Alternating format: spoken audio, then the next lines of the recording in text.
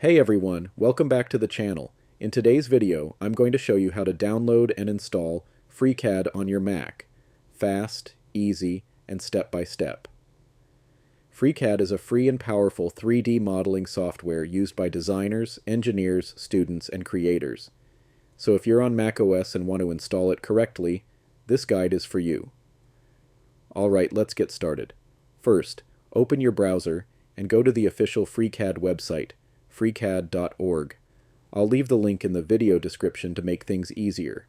Once the website opens, click on Download Now. You'll be taken to the download page where you'll see different versions for Windows, macOS, and Linux.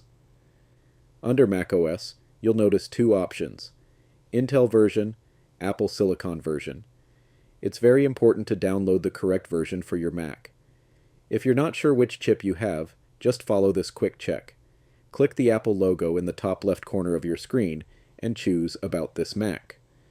A window will open showing your Mac model, and right under the name you'll see either Chip, Apple M1 or M2 or M3. This means you have Apple Silicon. Processor, Intel. This means you have an Intel Mac. Once you identify your chip type, go ahead and download the matching version. In my case, I'm selecting the Apple Silicon version, because I'm using a Mac with an M1 chip.